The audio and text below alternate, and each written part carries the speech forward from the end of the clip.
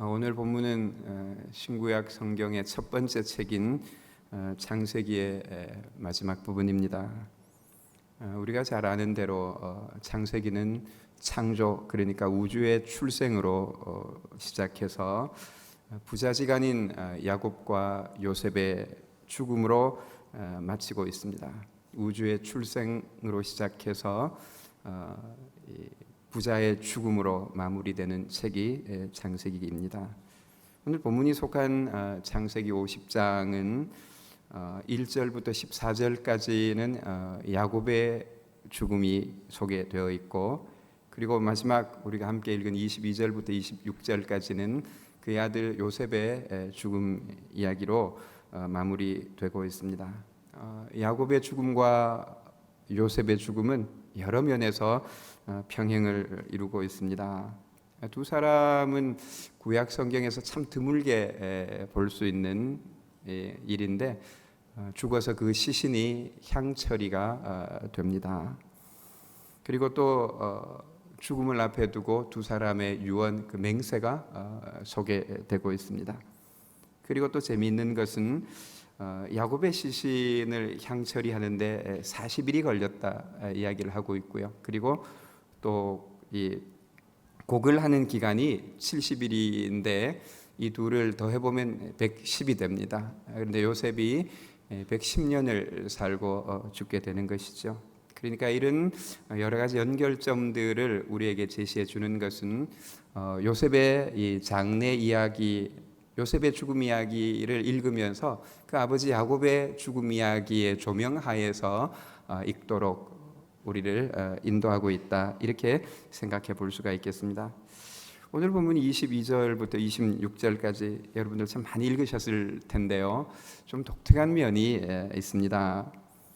창세기 37장부터 50장까지는 요셉의 이야기가 아주 자세하게 소개되고 있다는 것을 우리는 잘 알고 있습니다. 그런데 마지막에 다시 한번 그의 110년의 삶을 요약 정리해 주고 있습니다. 성경에 수많은 위대한 인물들이 나고 죽었는데 다시 그의 삶을 정리해서 소개하는 일은 별로 없습니다. 아브라함의 죽음도 마찬가지고요, 이삭도 그렇고. 그런데 이 요셉의 삶은 37장부터 50장까지 자세하게 소개한 후에 다시 한번 그의 삶을 우리에게 요약 정리를 해주고 있습니다. 이런 것을 통해서 우리는 요셉의 삶을 어떻게 봐야 될 것인가, 이 요셉이라는 사람을 어떻게 평가해야 될 것인가 하는 성경의 평가 관점을 배울 수가 있을 것 같습니다. 우리 성도님들께서 요셉 이야기는 대단히 즐거워하고 또 아주 익숙하게 알고 있으리라 생각이 드는데, 요셉 하면 어떤 생각이 나세요? 어떤 이미지로 여러분들에게 다가오세요? 요즘 전 운전하면서 무슨 꿈꾸는 요셉 이러면서 이 어린이 가구 선전하는 이런 선전을 종종 듣게 되는데,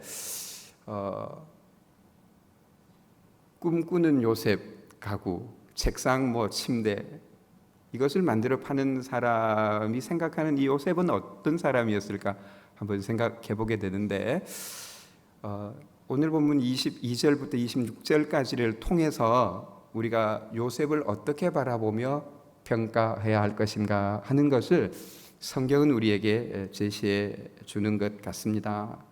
자, 오늘 본문을 좀 더 자세히 살펴보게 되면 22절부터 25절까지는 요셉의 110년의 삶을 우리에게 소개해 주고 있습니다. 생전의 삶이라고 할 수가 있겠고, 또 26절은 요셉의 사후에 대해서, 요셉이 죽은 후에 어떻게 장사되었는가 하는 것을 소개해 주고 있습니다.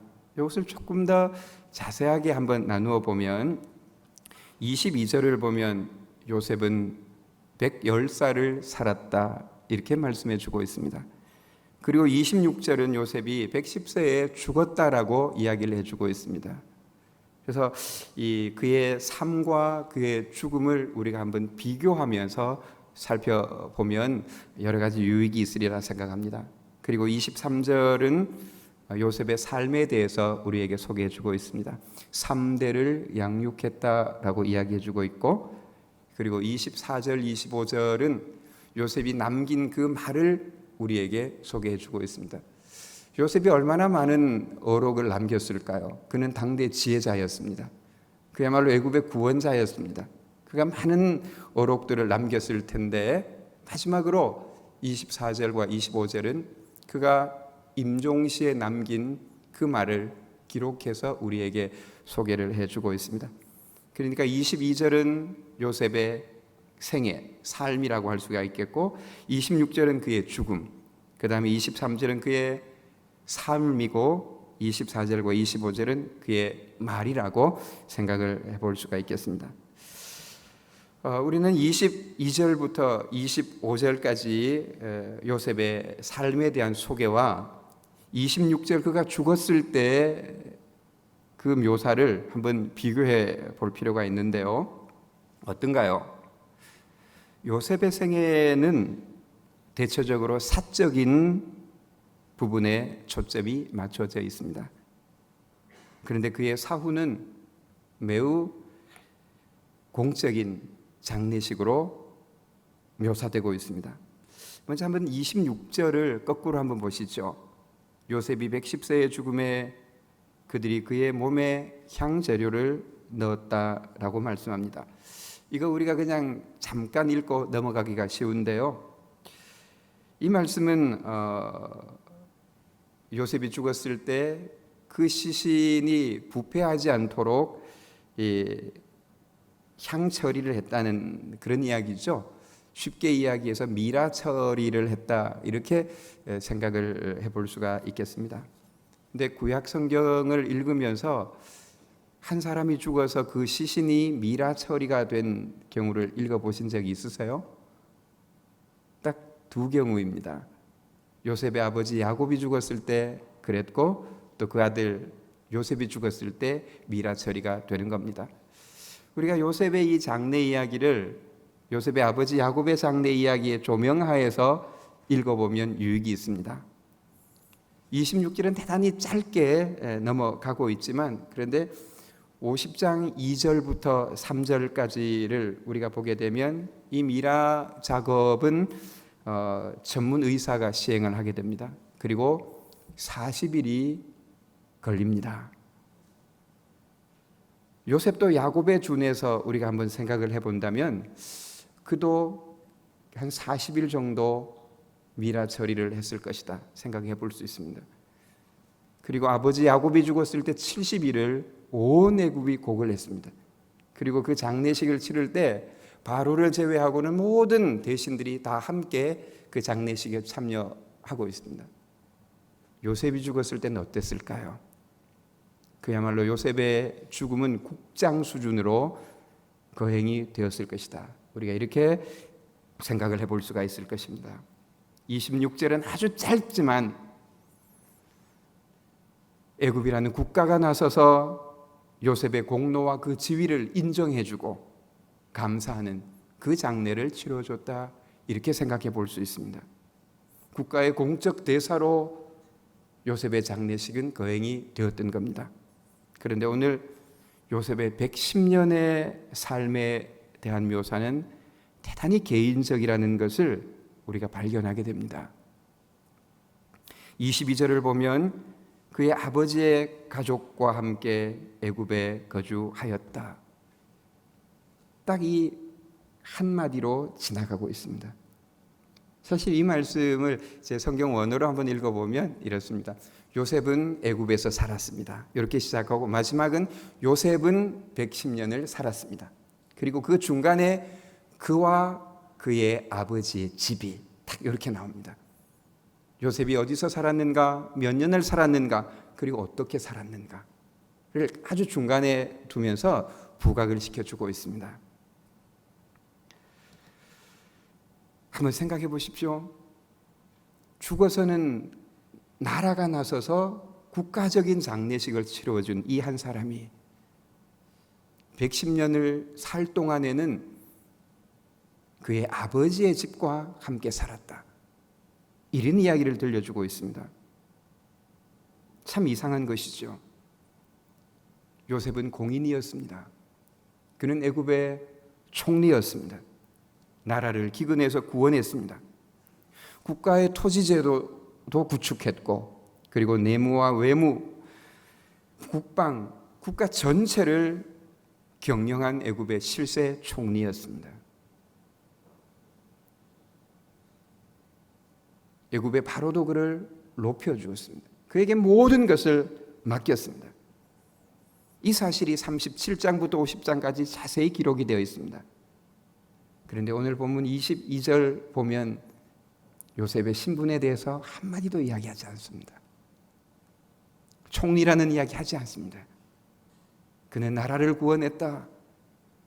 그는 지혜자였다. 꿈꾸는 요셉이었다. 이런 이야기도 하지 않습니다. 그와 그의 아버지의 집과 함께 살았다. 대단히 소박하게 이야기해 주고 있습니다. 요셉은 총리로서 대단히 바쁜 삶을 살았으리라고 생각해 볼 수 있습니다. 하다못해 그가 양식도 팔지 않았습니까? 형들이 곡식을 사러 올 때 통역을 세워서 형들에게도 곡식을 직접 팔았습니다. 이 모든 일들을 그가 직접 관장했다고 하면 그의 삶이 얼마나 바빴을까 생각해 볼 수가 있습니다. 그는 주로 국가 대사를 관장하면서 평생을 살았을 것입니다. 퇴근도 늦었을 것입니다. 언제 시간이 있어서 그 손자까지 안아줄 수 있었을까 생각을 해보게 됩니다. 그런데 오늘 본문은 요셉의 110년의 삶을 정리하면서 총리로서의 요셉의 공적인 삶에 대해서는 침묵하고 있습니다. 우리는 요셉 하면 바로 총리 생각이 나지 않습니까? 그가 꿈을 꿨다. 그는 지혜자였다. 아주 인내한 사람이었고 순결한 사람이었다. 이런 생각들을 가질 수가 있을 것입니다. 그런데 오늘 본문은 요셉은 애굽에서 110년 동안 살았는데 그의 아버지의 집과 함께 살았다. 이렇게 말씀을 해주고 있습니다. 이 표현은 요셉이 국사는 등한히 하고 집에서 늘 아이들과만 놀았다. 이런 이야기는 아니었을 것입니다. 오히려 그가 담당했던 총리의 직분, 그리고 하나님께서 주신 그 모든 부귀영화 권세, 이 모든 것은 그의 아버지의 집과 함께 하도록 하기 위한 수단이었다라는 것을 우리에게 이야기해 주고 있습니다. 우리 개정개혁판 이 성경은 이 원문의 의미를 비교적 잘 반영해서 번역했다 이렇게 생각을 합니다. 이렇게 22절과 26절 이 부분들을 잘 비교를 해 주고 있는데 이런 구성은 상당히 의도적이라고 생각해 볼 수 있습니다. 한번 생각해 보십시오. 요셉의 사후를 우리에게 소개해 주고 있고 그와 대비해서 22절에서 아주 간략하게 그의 삶을 개인적으로 말씀해 주신 이유가 있지 않겠습니까? 요셉 정도의 사람을 평가하면서 그의 삶에 대해서 아주 개인적인 부분을 주목하는 것은 놀라운 일입니다. 저도 적지 않은 장례식에 참여를 해봤는데 고인을 추모하면서 이런 식으로 추모하는 경우는 들어보지 못했습니다. 한번 생각해 보십시오. 고인은 대구에서 태어나서 평생을 사셨습니다. 90년을 사셨습니다. 평생 식구들과 함께 살다가 죽었습니다. 이런 이야기를 들어본 적이 있으세요? 국장에 있어서 그 고인을 추모할 때 이렇게 추모하는 법은 없습니다. 그는 어떤 관직을 거쳤고 그의 공헌은 어떠며 이런 것들을 장황하게 설명할 것입니다. 일국의 재상에 대해서 이와 같은 식으로 넘어가는 경우는 없겠죠. 포인트가 바로 여기에 있습니다. 성경이 요셉의 인생에 있어서 가장 중요하게 여기는 것이 무엇인가 하는 것입니다. 성경의 평가 관점은 하나님의 평가 관점이라고 할 수 있습니다. 하나님께서 요셉을 바라보시면서 가장 소중하게 여기시는 것이 무엇인가 하는 것을 이 말씀을 통해서 우리에게 들려주고 있습니다. 23절은 그의 110년의 삶을 조금 더 자세하게 소개해주고 있습니다. 에브라임의 자손 3대를 보았으며 므낫세 아들 마길의 아들들도 요셉의 스라에서 양육되었더라. 요셉은 아버지의 가족과 함께 살았습니다. 3대를 보았고 친히 양육했다라고 이야기하고 있습니다. 사실 요셉은 애굽 전역 그리고 전 팔레스틴 이 모든 백성들을 양육했습니다. 그들에게 양식을 공급했습니다. 그러나 본문은 그것을 언급하지 않습니다.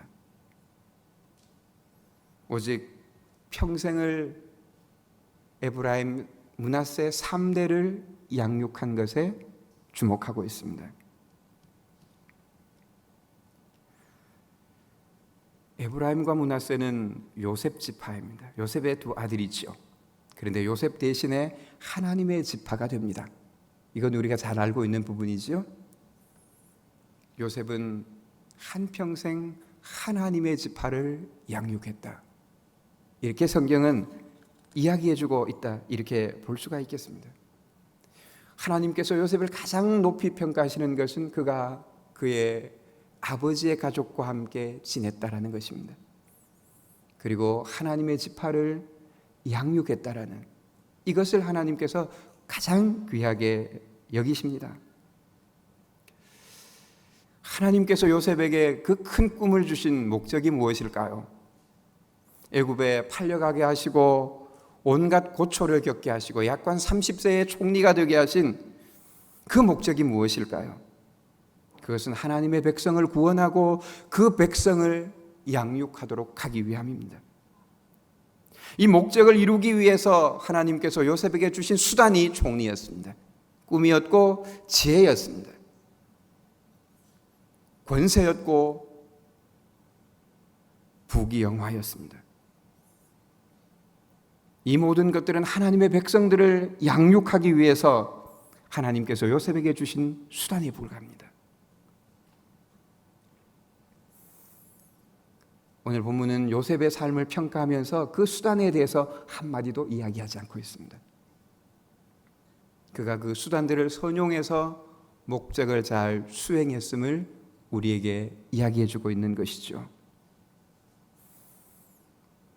수단은 수단으로 자리매김해야 합니다. 그것이 목적과 자리바꿈을 하게 되면 개인이든 가정이든 큰 재앙이 오게 되어 있습니다. 그 사회도 마찬가지입니다. 돈이 수단인데 그것이 목적이 되면 큰일이 나죠. 오늘날 돈이 목적이 되어버렸기 때문에 이 사회 이렇게 혼란스럽지 않습니까? 집은 수단인데 집이 목적이 되어버렸습니다. 조금 전 제가 그 인터넷 보니까 내 한평생 후회되는 점이 서울에 집을 사지 않았던 것, 뭐 이런 이야기가 나옵니다. 한평생 집을 위해서 사는가 하는 생각이 들었습니다. 돈은 수단입니다. 결코 목적이 아닙니다. 옛날 돈 엽전에는 구멍이 있어서 그 엽전을 통해서 형제도 보였습니다. 이웃도 보였습니다. 그런데 요즘은 만 원짜리 앞에다 붙이면 앞이 보이질 않습니다. 돈이 앞에 붙어버리면 돈 사람이 됩니다. 제정신이 아니죠. 이것은 수단으로 자리해야 되겠죠. 하나님께서 우리에게 주신 모든 직분, 모든 권세, 모든 재물, 힘, 이 모든 것은 수단입니다. 무엇을 위해서 하나님께서 이런 것들을 우리에게 주셨을까요? 저도 한번 생각해 봅니다. 저는 목사입니다. 선교사입니다. 또 신학을 가르치는 선생입니다. 하나님께서 왜 저에게 이런 직분을 주셨을까? 이 직분은 수단입니다. 바로 하나님의 자녀들을 돌보고 그들과 함께하고 그들을 양육하도록 하기 위해서 하나님께서 우리에게 주신 수단들입니다. 이 수단이 목적이 되어버리면 큰일 나게 됩니다. 하나님께서 내게 주신 수단이 무엇인가? 나는 이것으로 지금 무엇을 하고 있는가? 우리는 한번 생각을 해봐야 될 것입니다. 에베소서 4장 11절부터 13절은 이렇게 말씀합니다. 목사와 교사로 부르심은 성도를 온전하게 하고 그리스도의 장성한 분량이 충만한 데까지 이르게 하는 것이다. 이렇게 말씀하고 있습니다. 하나님께서 가장 소중하게 여기는 존재가 무엇일까요? 그것은 하나님의 자녀들입니다. 하나님은 당신의 자녀들을 가장 소중히 여기시죠. 그 자녀들을 돌보고 양육하는 것이 하나님에게 있어서는 가장 소중한 것입니다. 이 일을 잘 감당하라고 하나님께서 요셉에게 그 높은 신분과 막강한 권세를 주신 것입니다. 성도 여러분, 우리 교회와 성도의 영광이 어디에 있습니까?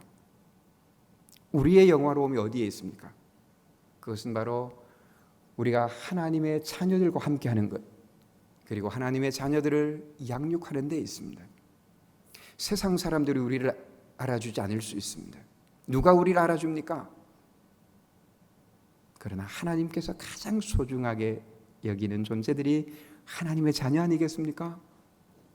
그 자녀들과 함께하는 것, 이 자체를 하나님께서 대단히 귀하게 여기십니다. 이것을 우리 교회가 할 수 있지 않습니까? 우리가 뭐 큰일 하지 못한다 할지라도 하나님의 자녀들과 함께하는 이 일 할 수 있습니다. 한번 생각해 보십시오. 요셉이 아버지의 가족과 함께 지냈다 이렇게 이야기하는데 쉬운 일이었을까요? 요셉에게는 형들이 많이 있었습니다.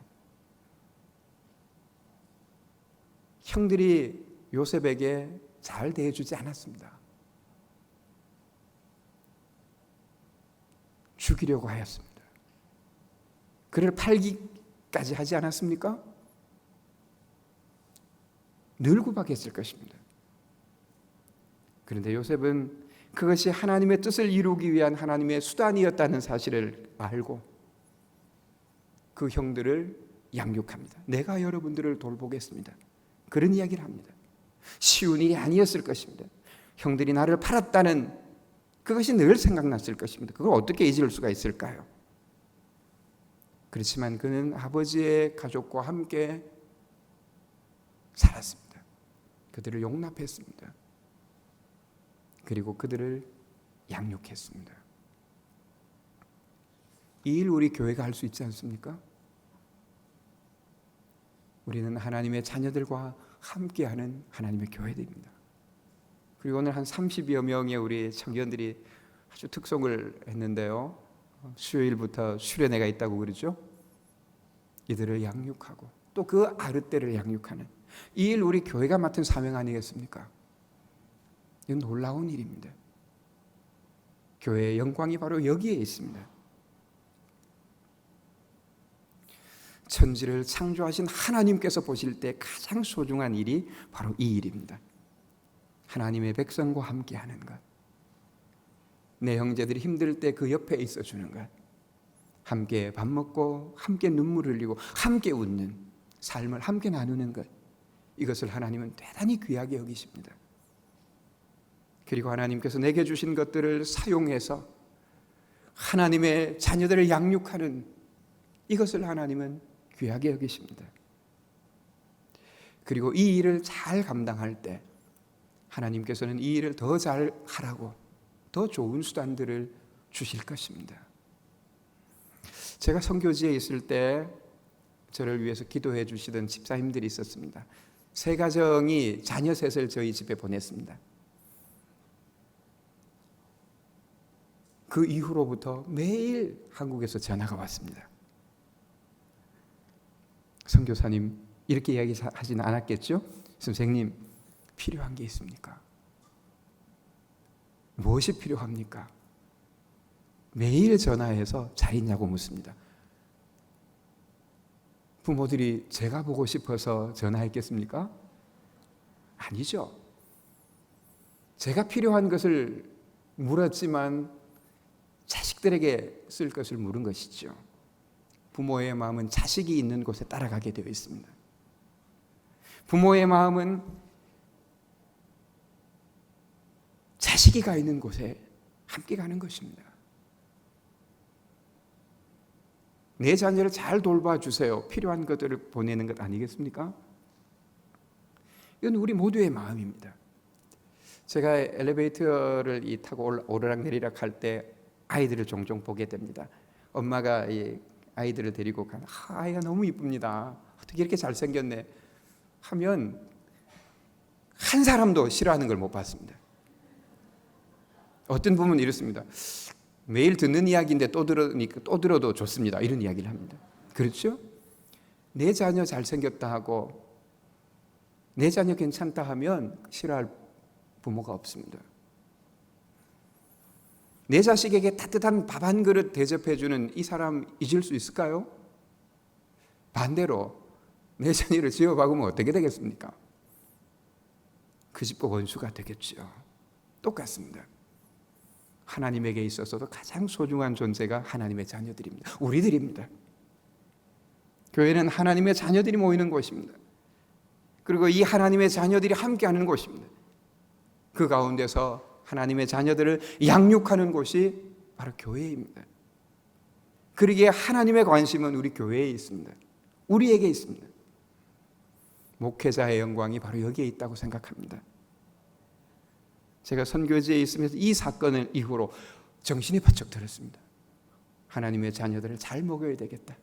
잘 돌봐야 되겠다. 그러면 그 모든 것은 하나님께서 감당해 주신다.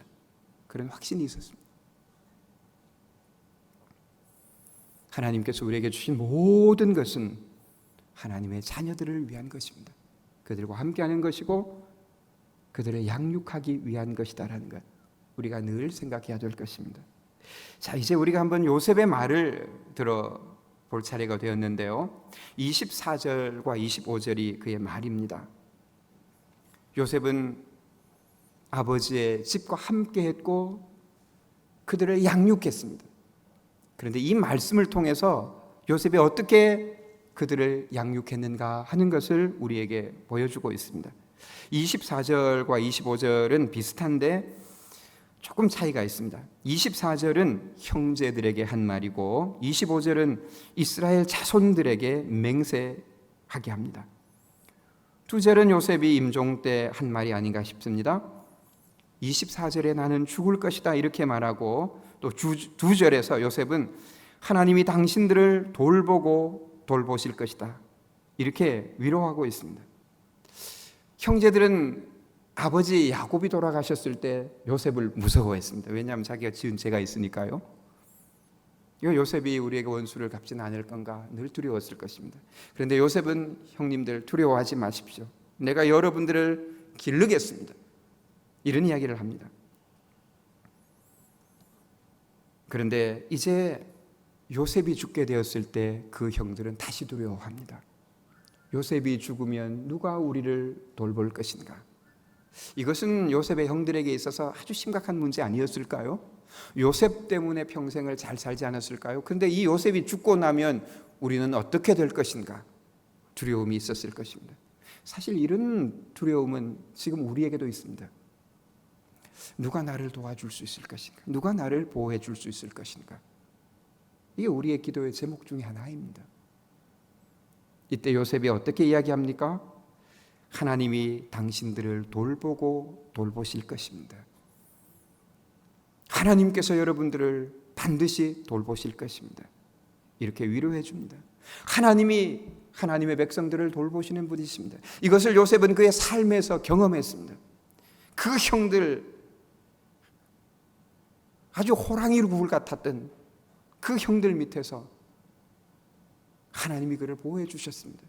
형들이 그를 팔았을 때도 하나님께서 요셉과 함께 해주셨습니다. 하나님이 요셉을 돌봐 주셨습니다. 이것을 요셉은 경험했습니다. 평생 경험한 것입니다. 그러기에 형들에게 이야기하는 것입니다. 나는 죽습니다. 그러나 하나님께서 여러분들을 돌보고 돌보실 것입니다. 반드시 돌보실 것입니다. 이런 이야기를 들려주는 것입니다. 하나님께서 하나님의 백성을 돌보시는 분이다라는 사실을 요셉이 깨달았습니다. 그래서 하나님을 닮아서 요셉이 하나님을 대신해서 형들과 그 3대를 돌본 것이죠. 그런데 하나님의 돌보심의 방식이 무엇이었을까요? 하나님은 어떻게 하나님의 백성들을 돌보기를 원하셨을까요? 그리고 요셉이 어떤 방식으로 그 후손들을 돌보기를 원했을까요? 25절에 보면 나와 있는데 그것은 애굽에서 이스라엘 백성들이 잘 먹고 잘 사는 그런 것이 아니었습니다. 오늘 본문에 보면 하나님께서는 당신들을 이 땅에서 인도하여 내사 아브라함과 이삭과 야곱에게 맹세하신 땅에 이르게 하시리라 이렇게 말씀하고 있습니다. 하나님께서 이스라엘 백성들을 돌보시는 방식은 사실 출애굽입니다. 진정한 출애굽은 예수 그리스도로 말미암는 것이다라는 것을 우리 목사님에게 여러분들이 잘 배우셨으리라 생각해 봅니다. 자, 여기서 우리가 한번 잠깐 생각해 보시죠. 요셉은 30세에 총리가 됩니다. 110살에 죽습니다. 몇 년 동안 총리를 하게 됩니까? 조금 졸릴 때가 돼서요. 80년 총리를 하게 되죠. 야곱의 가족들이 언제 내려옵니까? 7년 풍년이 지났습니다. 흉년이 시작되고 한 2년이 지났을 때쯤 해서 야곱이 가족들과 함께 내려옵니다. 야곱은 애굽에서 몇 년을 살게 되죠? 17년을 살게 됩니다. 130살에 내려와서 147에 죽으니까요. 17년 동안 요셉이 아버지를 잘 돌봅니다. 봉양을 하죠. 근데 이것은 거꾸로 야곱이 요셉을 17년간 기른 것을 생각나게 합니다. 그렇죠? 17세 때 요셉이 팔려가지 않습니까? 참 하나님 너무나 재미있으신 분이세요. 네가 요셉을 17년 길렀지?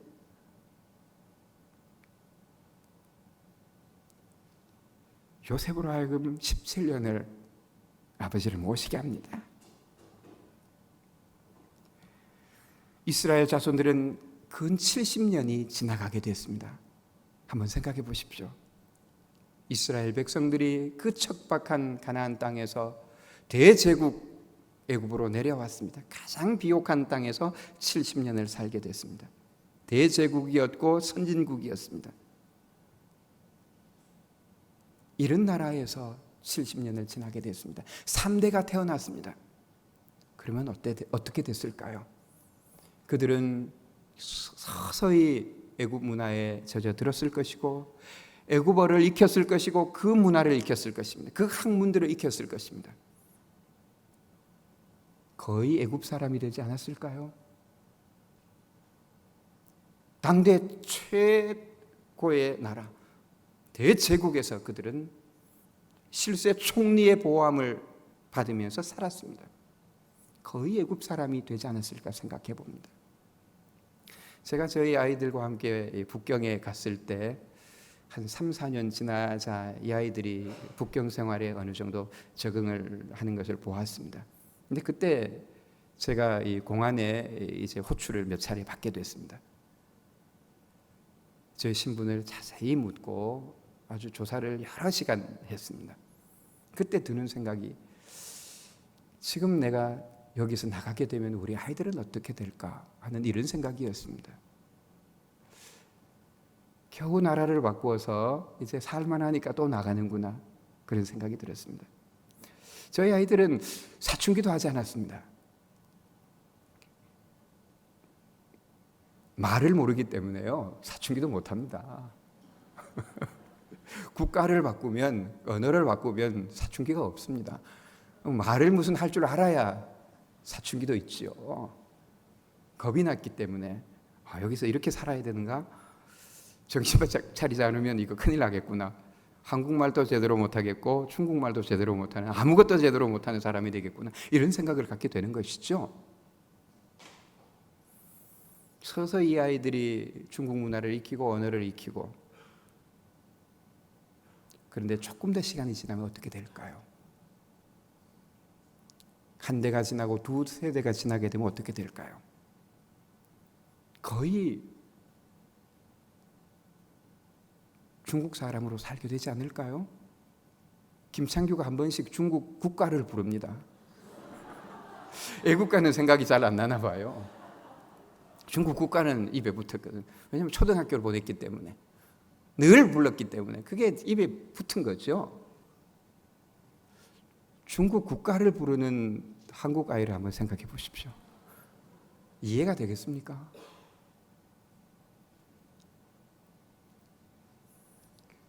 중국어를 익히면서 이제 중국을 무시할 수 없는 이런 세상 가운데서 이거 굉장한 특권이 아닌가 생각해 볼 수 있을 것입니다. 아마 요셉의 후손들도 그러지 않았을까 생각해 봅니다. 하나님이 너희를 이 땅에서 인도하여 내사, 아이고 그거는 안 했으면 좋겠습니다. 그냥 여기서 살았으면 좋겠습니다. 이런 생각 들지 않겠습니까? 저희가 저희 신학교를 졸업한 이 졸업생들을 여러 가정 미국으로 유학을 보냅니다. 제가 추천서 써서 보냅니다. 그런데 3년이 지나고 4년이 지나고 아이들이 거기서 적응을 하게 되면 잘 돌아오지 않습니다.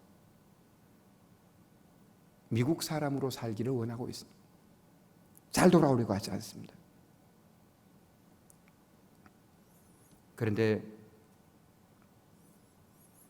요셉은 누구입니까? 요셉은 총리였습니다. 하나님께서 여러분들을 인도해서 아브라함과 이삭과 야곱에게 하나님이 맹세하신 그 땅으로 여러분들을 인도하시게 될 것입니다. 이런 이야기를 했습니다. 그리고 25절에서는 내가 죽거든 나의 해골을 메고 올라가라. 이게 무슨 이야기입니까? 해골이 올라간들 안 올라간들 어떻게 알겠습니까? 그러나 죽기 전에 이 말을 하는 것은 다릅니다.